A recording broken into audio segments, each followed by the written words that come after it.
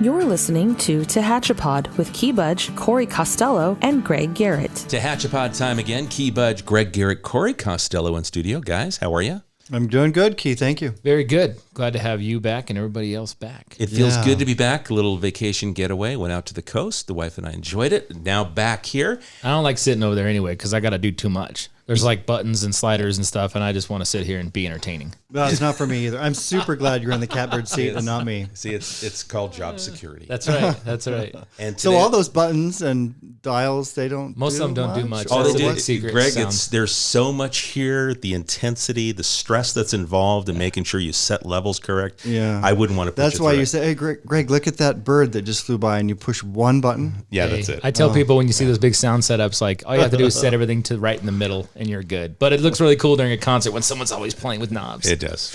It does. We don't have any special lighting in here. No. But we do have a special guest today. We'd like to welcome in Maddie Janssen from KGET Channel 17. Maddie, welcome to Tehachapod. Thank you. Thanks for having me. Good morning, everybody. It was nice because Maddie got in early. You guys were late. Yeah.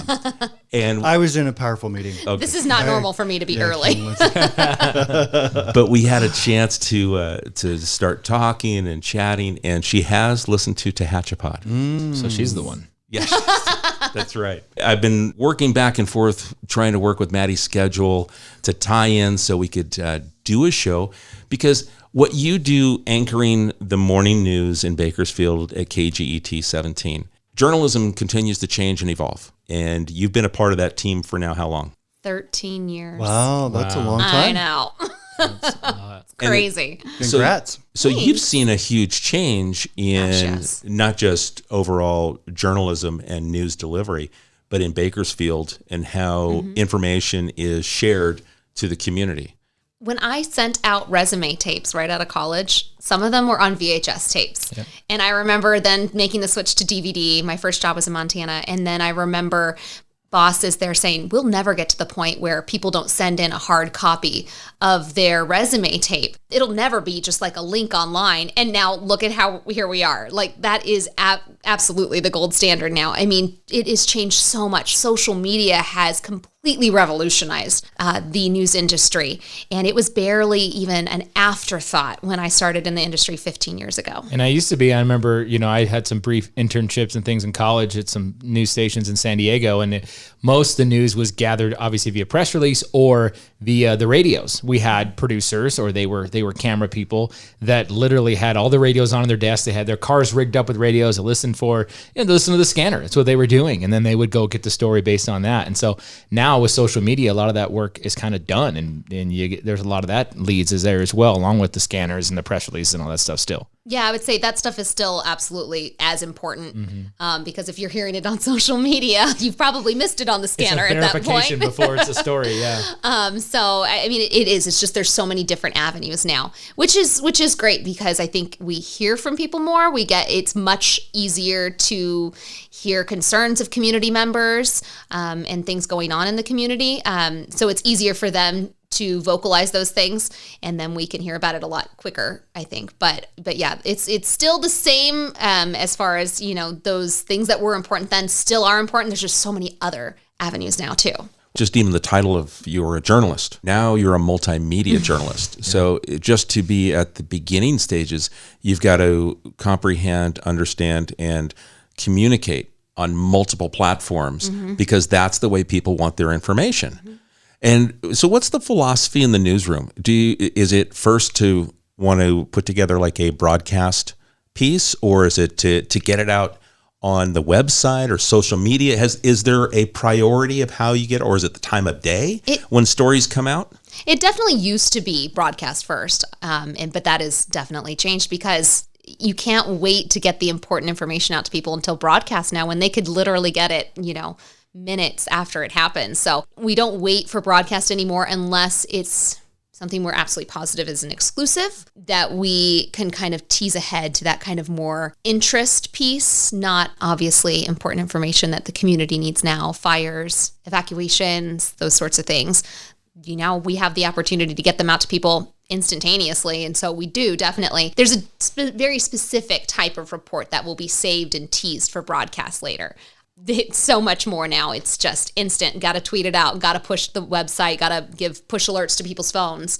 So that is definitely changed a lot in the last few years. I'm just sitting here thinking about our journey, Key, that we took, some 5 or 6 years ago when I decided and the council agreed that we needed our own communications department, and the parallels that you were describing, Maddie, that the city has, because we are vested in the education and the communication that we have at the city to allow the residents to know what's going on. And so I'm sitting here thinking about all the parallels, and Key, you're the multimedia expert here at the city of Tehachapi, and the relationship that we share with you, Maddie, and 17 and the other stations, so that we can communicate out more information to people on a more timely basis. Social media, when it first started, it became nasty. But nowadays, social media has a little check and balance. People are calling other people out saying, no, hold on a minute. That's not really what's going on. And so it's working better than it was when it was first introduced. So just some thoughts here from, the city manager as we talk about communications. I'm a person who resisted social media for so long. Like I'm not good at it. It's not my jam.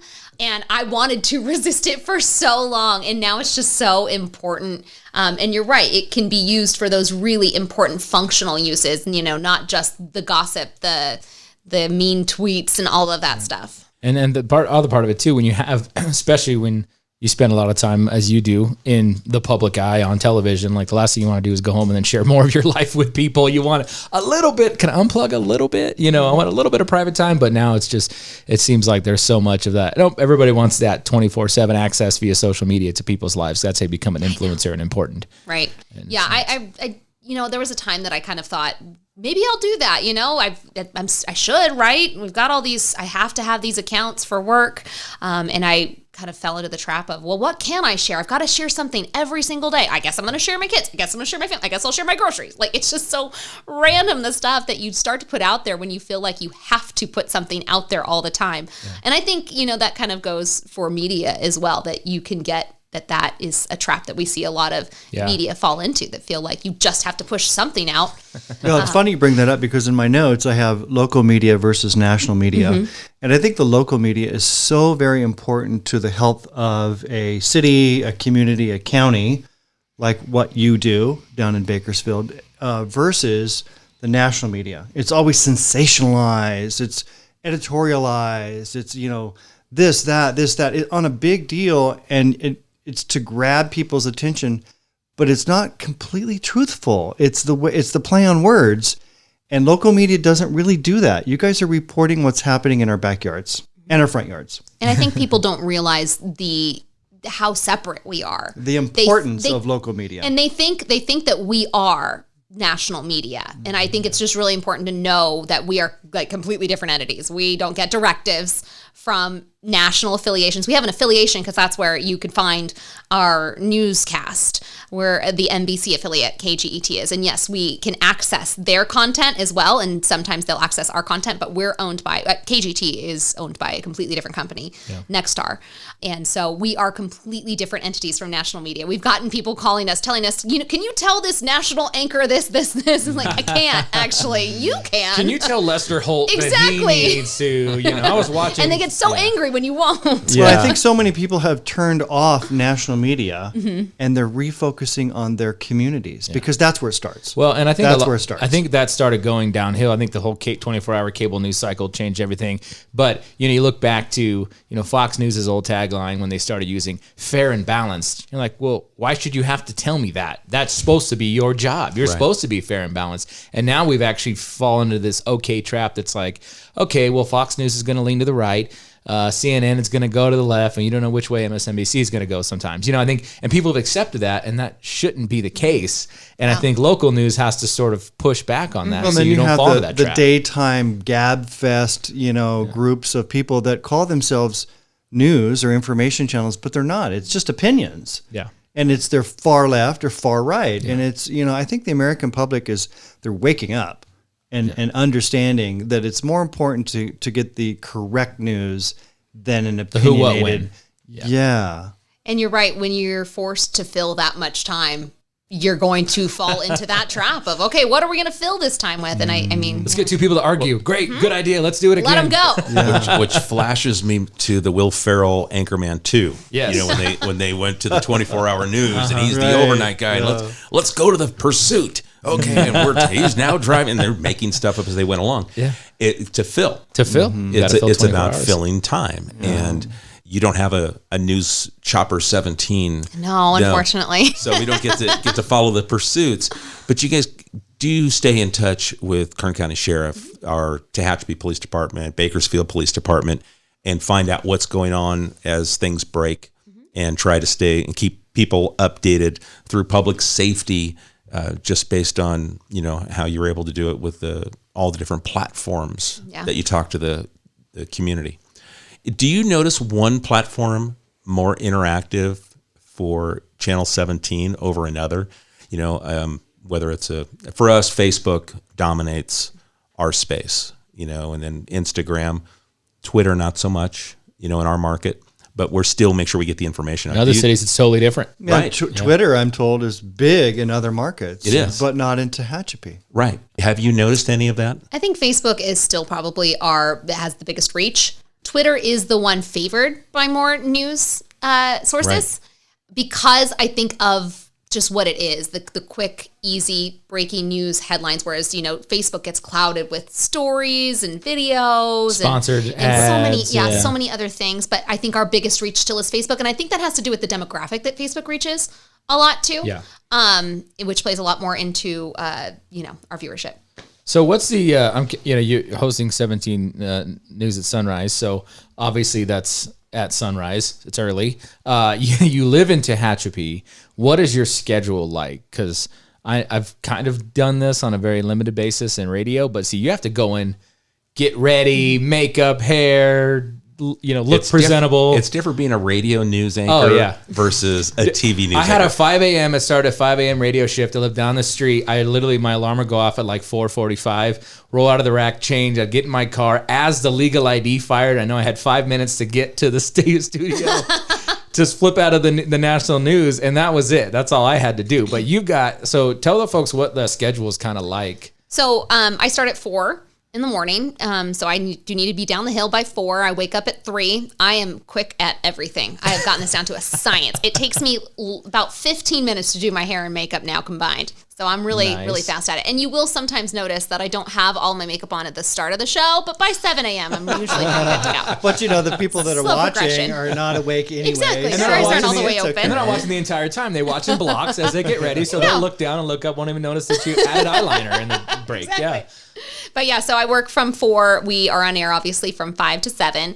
And then we have about 8 cut-ins throughout the morning between the CW and the Today Show, that those end around 9 a.m. And then from the rest of the day, I'm either working on segments for the next day, newsmaker segments, whether we have the sheriff coming in the next morning or we have a consumer segment on savings for back to school. I'm helping to produce and write questions for those, or I'm reporting and doing stories of completely, different interests, whichever. I bet it's very interesting to learn about the communities in Kern and what's going on, kind of the good, bad, and ugly, but to really understand better who's doing what and why. Yeah. No, I mean, that's the reason I love this job. And I grew up in Kern County, I grew up in Bakersfield. And so reporting in your hometown community is really special. Wow, that's cool. Yeah, I would think that does add a little something to it. You grew up here. You recognize places you've seen change, but you get to tell stories that a little bit more than the new MMJ that's coming out of college and getting assigned here for their first job. Multimedia journalist. Right. To all the non-insider people. And that MMJ. This 30 minutes once or twice a week. It's getting a little painful. So educational for you. It's the egos. I don't know. No, I'm adding content. Or an ego. I should say an ego. I'm adding context to keys because we use that all the time. We didn't make people know what those. We just wasted 20 mean. seconds of everybody's time. Yeah. That's okay. I can edit it out. But as you've got the new MMJ, they try to tell a story, and then you can tell a different story. A little bit more about maybe the history of this. Does that ever come into play where maybe you're mentoring one of these new journalists that's coming into this market?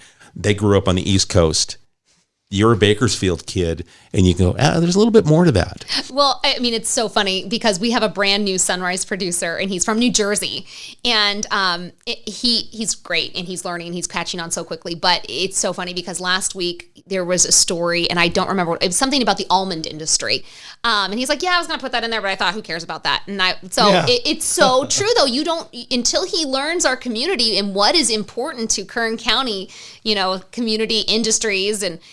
To him, it's an almond story, but, to us, that's incredibly important to so many growers here in Kern County. So you do have to, let them know, well, these are the stories that are important here in Kern County. And it is different from community to community. And so that's something that's hard even to just learn. Pronunciations too, right? Yeah. They'll be like, I'm going to cover a story in Delano. Or You're Wasco. Like, no. He thought it was pronounced Wasco. Delano. We had a guy. He's great. If he listens to this, I love Dylan. He is a gem. I'd love to hear him try to pronounce Tehachapi. Yeah. I know, right? We had a guy many years ago on radio, same situation, came in to do news, and actually we had another anchor, a couple of them did it, but they were just, he literally on the weekend called it T. John Ranch. And of course, that red studio light from the program director starts flashing the second he's off. The hotline's ringing, and I can hear him screaming through the phone, Don't ever let that happen Oh, again. yeah, exactly. And then that kind of stuff. And I still don't know if it's Malaga or Malaga Road. That one changes all the time, though. Yeah.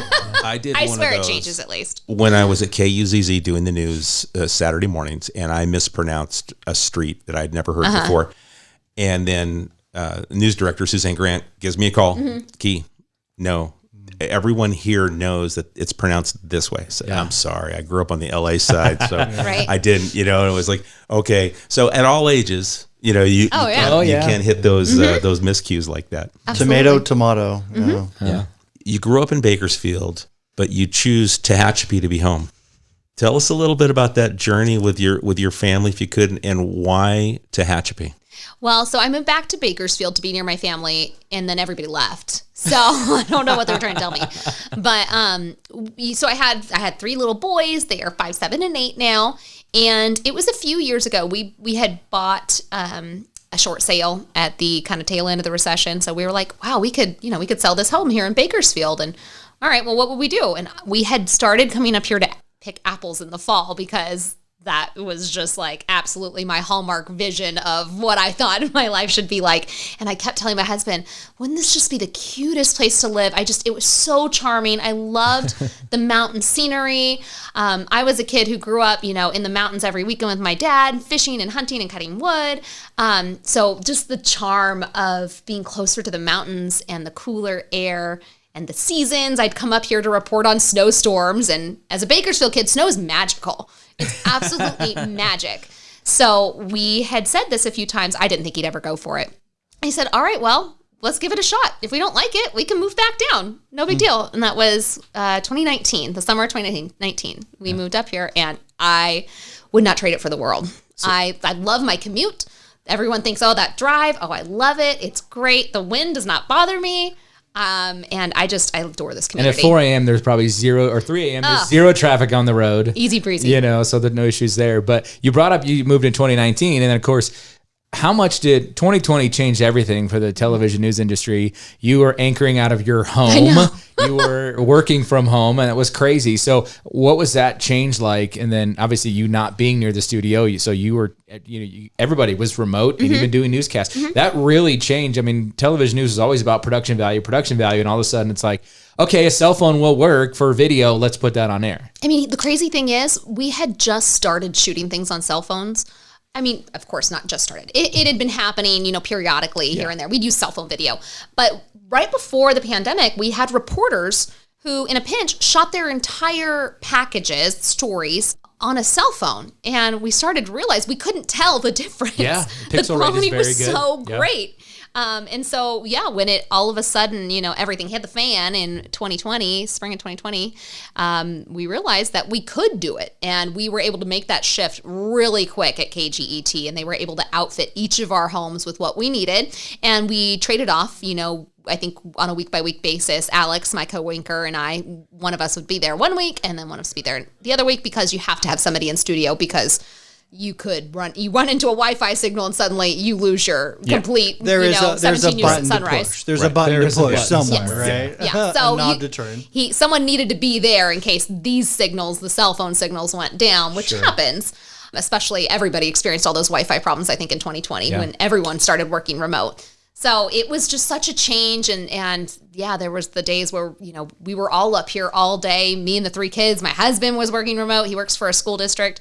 And it was just definitely a huge change. And I am very grateful to be back in studio and in person. I think a lot of people feel that way. And then there are the people who, would love to be remote for the rest of, their lives and careers. But I love that interaction. I think it's pretty cool that I've seen your live broadcast from your backyard with the snow and the kids. And that adds a little flavor, like a hometown. It touches people. Yeah. It's a good thing. It's fun. Bakersfield News loves snow. Just as I said, Bakersfield people think it's magical. So it's kind of cool that I can give that little inside look at it. It makes you relatable to the community, when you share those little things. And I know, like, I've seen your kids on, the AM news, you've done something and the kids are a part of a segment. And I think I remember one of those home broadcasts where one of the kids walked in while you're on the air. And it's like, Thank goodness they had clothes on. yeah. So often don't. Yeah, I have little boys. It's rare half the time. But what a change we've seen since that time, in 2020, when we used to use cell phones or cell phones would get used, it would be almost like, we apologize for the cell phone footage. Yeah. And now it's an acceptable part of media. And then the Zoom calls and how a Zoom interview, Right. it was either in person, on location, or they had to come in studio. And those were your 2 options to do interviews. Yeah. And now it's a whole different game. Everyone's, I guess, available. It is. It totally opens up those that you can, talk to and the experts you can interview. And I think that local is still preferable because you always want that local spin and that local insight. You want to take whatever story you're talking about and make it local, even if it isn't somehow.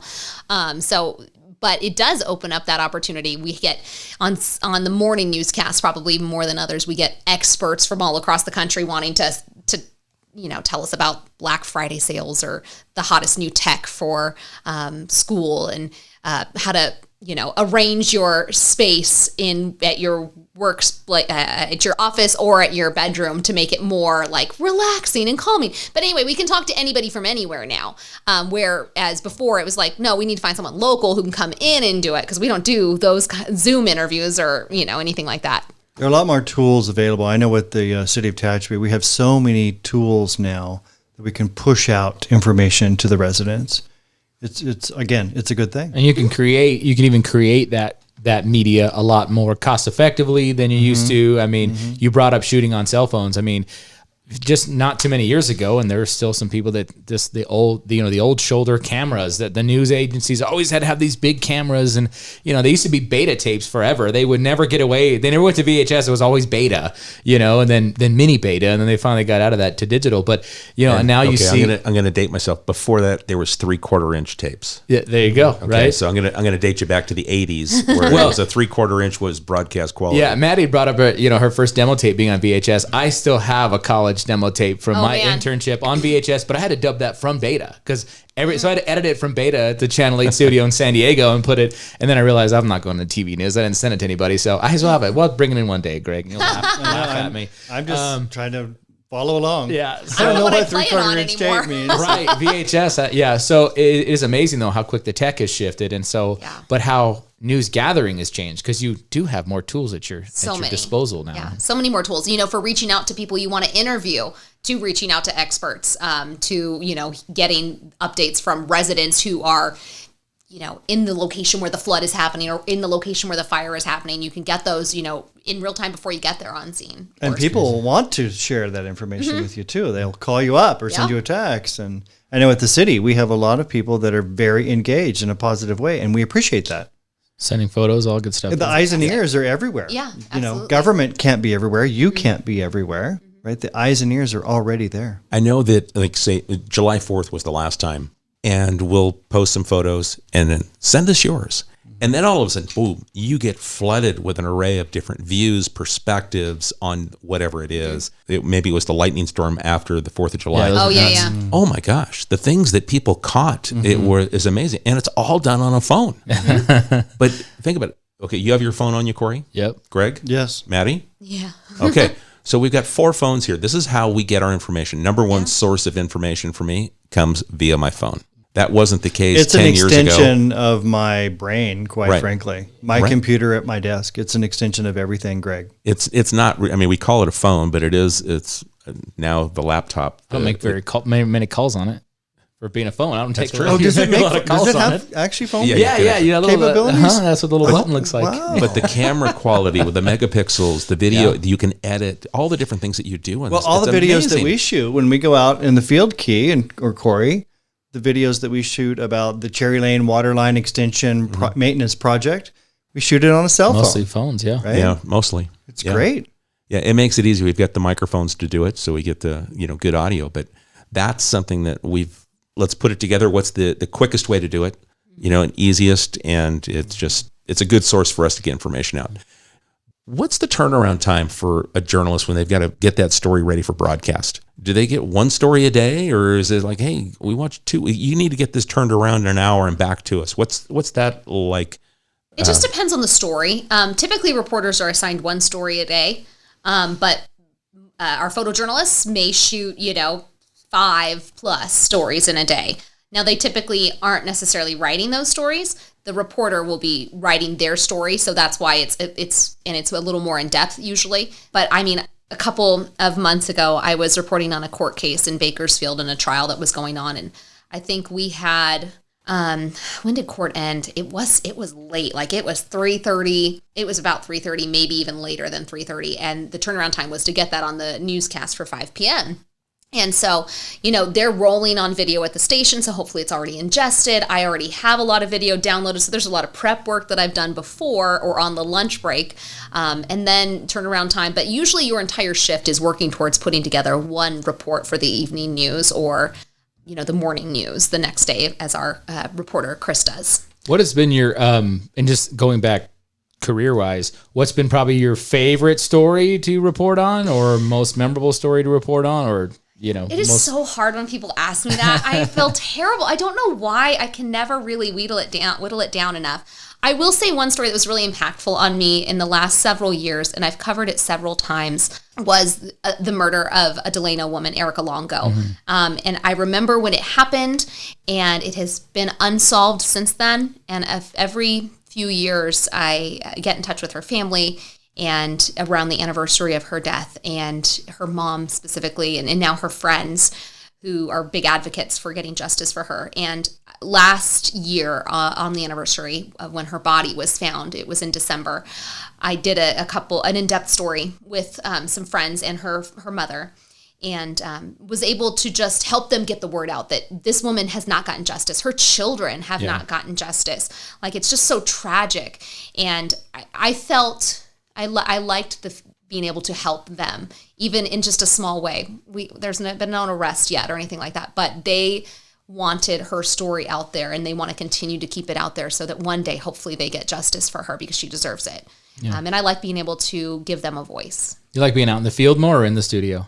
They're both great. When I was in the field for so long, as a reporter, after I'd first started, the idea of being in studio all day was, very appealing. Like, I'm going to know my schedule. I'm going to know when I get out of here. I'm not going to be set on a fire and maybe have to work overnight or crazy hours. And so it was super appealing. But after you're in the studio for so long, you kind of just start to miss the variety and the adrenaline of being out in the field or just talking to people. I get to interview people who come in to the news set for sunrise interviews, but it's very different just going out and knocking on doors or talking to people in the street. So I like both. What's it like for your kids? They get to see mom on TV, and is there a reaction? Are they still young enough where it's like, that's just what mom does? Yeah, I don't think they care. Although they did ask me about the dog I was sitting with on TV. You didn't bring it home? Where's that dog? Yeah. It was like we're doing Clear the Shelters coming up August 17th with the city animal shelter. And so we each feature a different pet. And so they're talking a lot about the dog that I featured. Yeah, it's amazing what kids pick up on. And I know. My kids will hear like this podcast or something in the car, and they'll be like, "Hey, that's Dad," or or even I did a video. We did the earthquake anniversary video that I produced, and I was watching it and showing my wife, and my son goes, "Why is Tehachapi broken?" That was what he said, and I'd explained to him, well, it was broken a long time. So every once in a while, he'll still say, "Can you show me that that video when Tehachapi was broken? And just it's amazing what they pick up on the media stuff. When you're out and about, because I now see you around town all over the place. Do people come up to you and start talking to you about the news? Or like, I remember the first time I think I saw you, I was like, where do I know her? Where do I know her? Oh, then it hit me. It's like, oh, okay, yeah, I know now, Channel 17. Tehachapi is a small town. Do you get a chance to enjoy anonymity as you're walking around? Or do people come up and say, hey, Maddie, I love that story you covered the other day? I think more here than I felt like in Bakersfield. I feel a little more just like myself up here. Good. And not so much like I'm on and people aren't coming up to me as much up here. So that was really, really nice. Not that I don't love people coming up to me and watching and telling me they like to watch, but it's nice to just be me. Like, I feel like I'm kind of just a little, more relaxed when I'm not on for being, the news anchor for Channel 17. But I appreciate when people do 100%. Please don't, take that the wrong way. But it is a little nice to feel a little more relaxed. I think just everyone up here is very down to earth. The community, everyone that I've met is very down to earth and relaxed. So when people do come up, it's in a very friendly way and a welcoming way, which I really appreciate. When it comes to news stories, kind of curious. So kind of throw you into the news director seat. Okay. Obviously got to focus on Bakersfield, city of Bakersfield, Kern County, kind of fits a little bit larger scope. But I mean, obviously your largest part of your listening or watching audience is the city of Bakersfield. Yeah, Metro Bakersfield. When you get outside communities like Tehachapi, where do those, I mean, obviously the importance of the story, what it actually is, matters as to when the story might come on or how you feature it. Is there Tehachapi fits in to the newscast at a certain, we got to cover Bakersfield first because it's the biggest, or does it just get down to the impact of the story? It really does just get down to the impact of the story. It all depends. I mean, every community is just as important, but there's just more of Bakersfield. So there are going to be more stories out of Bakersfield because that's where there are more people there. So there's going to be more crime out of that area. There's going to be more those sorts of things. But I mean, when we have a big fire up in the Lake Isabella area, that's our top story. True. Because that's affecting and evacuating so many people. So it just depends on the story. The story dictates what kind of coverage it's going to And how many people it affects and how it affects them. Yeah, I think even to that point, that's why because they're few and far between, some of the crime stories up here, if it's a homicide, which are very rare, it is a big story because not just, unfortunately, there's a lot of homicides in Bakersfield. However, when it happens in Tehachapi or a smaller community, it's a bigger deal because it's so rare. Yeah. And it's kind of surprising that it would even happen. Absolutely. So I can see that being more of a bigger deal. Mm-hmm. I mean, I remember my first news market, there was a double homicide. And we worked overnight to cover it for the morning newscast. And unfortunately, those are not rare, anymore. But there, it was huge. There had not been a homicide in that community in probably months to a year or more. And then for it to be a double homicide. And what was the first news market you worked in? Billings, Montana. Okay. So I interned in college at KBAK down in Bakersfield, but just for a few months over the summer. I worked for the Garden Grove public station for several months when I was in college and a couple months after college, and then Billings, Montana, after I'd graduated. Then came right back to Did you have a Bakersfield. fun college internship in TV? Or was it just basic, do a few things here and there? Were they really into teaching you? Yeah, they were great. It was very short. At KBAK, I only worked there for the summer, and I stacked tapes, and I helped to write scripts and went out with a few reporters here and there, but it was very short. My time in Garden Grove was great. I mean, I was a reporter for them, so I thought that was really cool. That's cool. And they were great at teaching me. But I went through college really quickly and my internships, everything really quickly. So that a whole time was just kind of a blur. Yeah, I got hooked up because I had an instructor he used to work at the Channel 8 in San Diego. And he said, I want you to take this internship. It'll be fun. He goes, even if you're not into it, you'll like it. And it was the investigative reporting unit for Channel 8 and interesting. Hidden cameras and, that kind of confrontations on the street. It was fun. And I had no desire going to that world. But I'm like, this is a cool internship. So interesting. Check the box. Yeah. Let me take you back to your 17 News at Sunrise. Okay, you've got it's a 2-hour show, but you've got not only news, but you also do some other segments, and I've seen a few that I think are pretty cool because I enjoy it. But your cooking segments, it looks like you get a kick out of doing those. That those are kind of fun for you. They are fun, and I love morning news because it is that mix. And I think it's so important to give everybody what they need to know as they're heading out the door. So that includes all of your top stories and what you need to know that's coming up that day. But I think that's really fun to give people like, you know, a laugh or something to smile about or news that they can use, whether that's a recipe that doesn't require you to turn on the oven when it's hot. I mean, maybe I really like cooking segments. I know that not everybody does because somebody stopped me and told me they didn't like them last Friday night. But anyway, I love them. They're fun. And it also gives us just a chance to get a change of scenery, go up to our kitchen and utilize it and have some fun with my co-anchors, Kevin and Alex, and be silly and make a mess. And if we can make people laugh too, I think that is very valuable. Definitely, it adds to that relatability that I mentioned a little bit earlier. It's like when seeing you get a chance to, like you talked about with this last cooking segment that you did with not turning on the oven, you know, and pulling out the wraps and making, you know, something special. That is one of those things where I start thinking about how I relate it to myself, you know, and what Chris and I do, you know, at home. Pro tip, use the air fryer when it's hot. Right. Oh, there you go. Look, but those kinds of things that relate and connect. So I can't relate at all. McDonald's has a great breakfast lunch. You do not turn on the oven there either. Del Taco on the way home. I don't. Somebody else, it's like the $1 menu, you know? That's true. Yeah.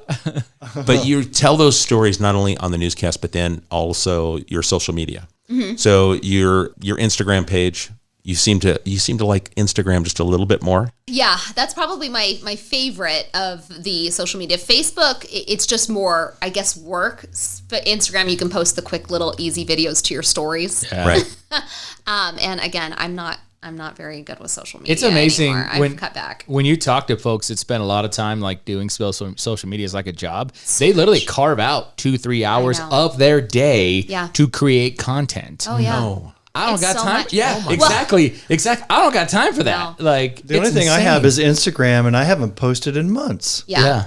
I tried to make a reel. I went to the Art 2022. Yeah. I think I saw you there on Friday. Oh my gosh, so incredible. Great event. Blown away by the art there. It was beautiful. So I shot it and I sent it to the station. We ran a story and I'm like, that's great. And then I thought, gosh, this is so many beautiful pictures and video. I should make a reel on Instagram. I've never made a reel before in my life. And I spent so much time trying to make that thing and then I screwed it up somehow after like 45 minutes and I just threw it in the trash. I was like, forget, delete, goodbye, I'm done. Yes. I don't know how people, I mean, literally 2-3 hours a day carved out of their time just to create content. It's such a job. If you asked your 8-year-old, they probably could tell you how to do it. Yeah. I don't let him touch that yet, thank goodness, but you're right. I'm sure he'd figure it out a lot faster than I could. Well, as I get with my grandson, and if it's something on my iPad, he'll come up, Grandpa, give me that. And then he's got it, whatever it was that we were trying to do. My 5-year-old reinstalled a TV app the other day. No, my God. Was it on purpose or on accident? No, my kids have done it on accident. No, he did it on purpose because he was like, he loves watching YouTube, which is fine, but sometimes he gets weird like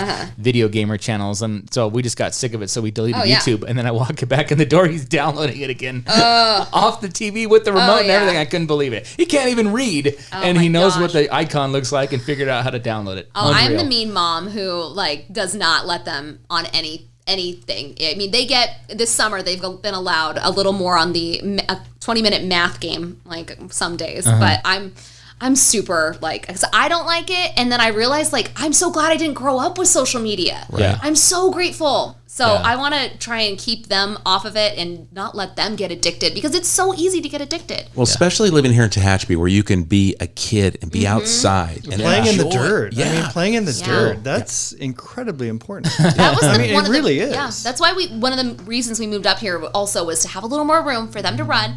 I can let them play out front and I'm not scared. Like I would have never let that happen when I lived in Bakersfield. You know, I loved our neighborhood. We lived in a great neighborhood, but we lived close to a busy street.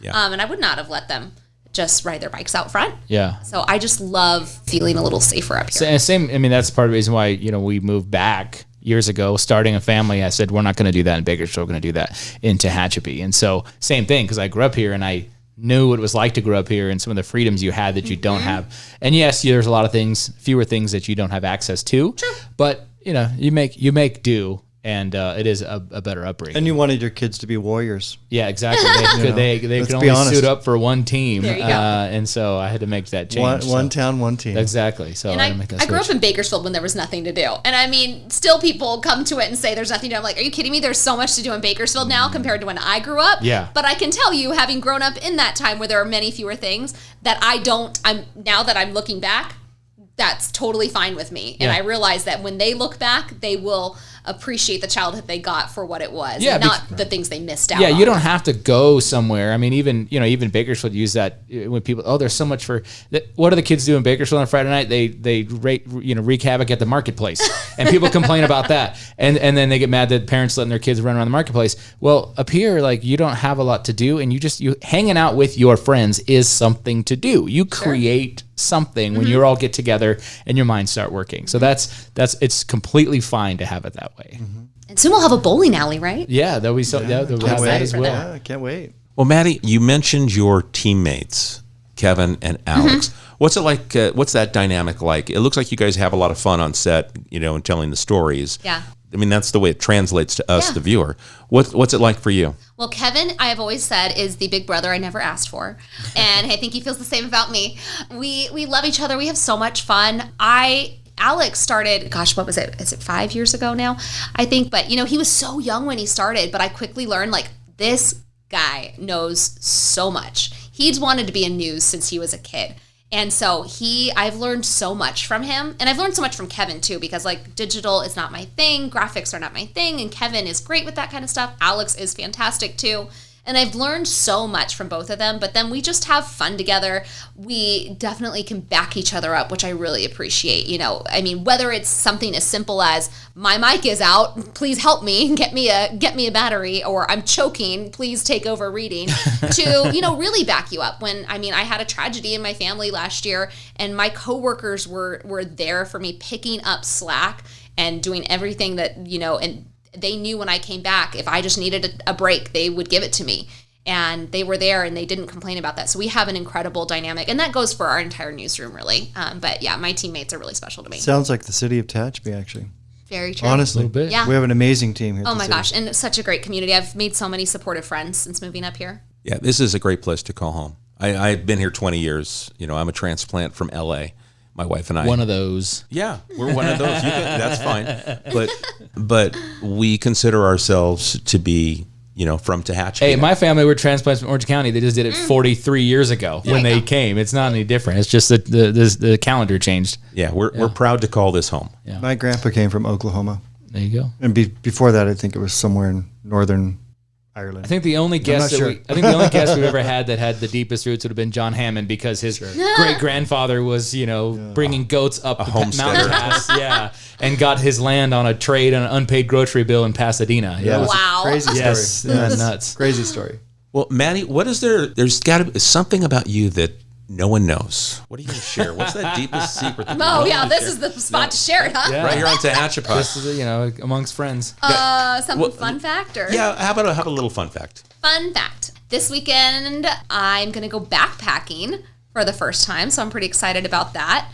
I love hiking, and I love all things outdoors. Mountain biking, hiking, and then I'm going to backpack. And my brother passed away last year, and we're using all of his stuff, his backpacking stuff, all of his water filtration devices, everything. So I'm really excited to do that for the first time. Very nice. And sometimes people do that the first and last time. Like, okay, great. I've done it, and I will camp in an RV from now on. I like to I love tent camping, so I know that part's so okay. Okay, gotcha. It's the carrying my tent on my back that's That'll going be to all be right. a change. I prefer heli hiking. Right, the helicopter takes you to where you want to go. Oh, and drops you off. And That's you pretty around, cool. and then maybe you hike down. That's more. That's pretty neat. I've never done that, but I think It's a little bit of a glamping experience. the next level it of sounds glamping. fun. I don't know. Yeah. Maddie, is there anything that we haven't asked you that you thought, I thought I would share that today? I thought they'd ask me about this. What did I miss? No, I don't think so. we- This was really fun and much easier. I was really nervous. So. So as a professional journalist, how would you actually rank our interviewing skills? What you said? You're looking at Key. Greg. Actually, Greg's in the room, I was too. I was going left to right. What scale? 100%. Fantastic job. There you you guys go. made I'm me not a good- comfortable. 5 stars. You made me laugh. I'm it was not a good fun. interviewer. Five We got stars some good would be substance. interview here There you again. go. 5 stars. I still don't look at this as an interview. I look at this as a conversation. For sure. Well, But yeah. that's what they For are. me, this Good is- interviews are. Yeah, see, Corey just See? doesn't get it. He doesn't get podcasting, does he? He's talking interviews. You and I are on the same page, Key. It's about This is listening. a conversation, right? Thank you for the conversation, Maddie. You're welcome. My back hurts from carrying this show. But Maddie, thank you for taking the time. I know this has been a long day for you. You know, you're up at 3, down the hill. You've already done your work day, and you're back here, and now it's time to be a mom. Well, it's just another example of how important communication is in a small town or a large market, right? And we're doing the same job, basically, and reaching the same people at different levels, if that makes any sense. But certainly, it's all about communicating out. Absolutely. So thank you for I'm so coming. happy to be part of the community. Thank you for coming. Yeah. You'd like to follow Maddie on her social media journeys as she shares stories and some of these cooking recipes and different things of interest that she's involved in on Facebook. It's Maddie Janssen, KGET. That's Maddie.Janssen.7. And Instagram, KGET_Maddie J. She got a blue check on that one too. Just Yes, look it up right now. she That is means verified. Big time verified. And on Twitter, at Maddie J, KGET. Maddie, thank you again. you, Keith. Appreciate the time. Thank you, Corey. Thank you, Greg. Appreciate Thank you. it. Are you going to take the family to Mountain Festival? Oh, absolutely. Yeah. Is there anything that the boys look forward to? Well, as we a part went of the to celebration? the rodeo for the July 4th, which was Okay. the first rodeo they'd ever been to. So now they can't wait to go back again. Yeah, they'll get a full rodeo this time for yeah. the mountain festivals. They'll get to have all the rough stock, the bronc riding, not just the bulls. So So they'll cool. really like that. They want to do mutton busting. Are they doing that? So that's junior rodeo. They're actually having it this weekend. They can go Oh, watch dang. that. They're doing Okay. that. But no, I said the same thing to my kid. I said, "You want to ride a sheep?" And he goes, "Yeah." Oh, yeah. He's all over it. So I think next year I'll get him in junior rodeo. And There get you him go. I just, Okay. Yeah, I didn't have time to buy all the equipment. They had to wear Mark the helmets and calendars. all that stuff. so. TMRA does an amazing job with the rodeos. Oh, Yeah. cool. Yeah. Yeah, they're fantastic. They're a so great much partner fun. of the cities. Fun. See, there was one more thing to pull There out. we go. There was Got it. one more piece to pull. Maddie Janssen has been our guest, Tehachapi resident, KGET morning anchor for 17 News at Sunrise. We appreciate the time that you have shared with us, enjoyed the conversation, and look forward to talking to you again real soon. Thank you so much for having me. It was a great time. All right, guys, we're going to wrap things up. And we remind those of you in the community, if there's a thought or a question that you have or a show idea, send it to us at media@TehachapiCityHall.com. We appreciate the time you spend with us, and we'll catch you again soon here on Tehachapod. Tehachapod is a conversation about Tehachapi designed for the people who live here or who would like to know more about this mountaintop community. If you have a question you would like answered, email media@TehachapiCityHall.com. We will try to answer it on a future episode of Tehachapod.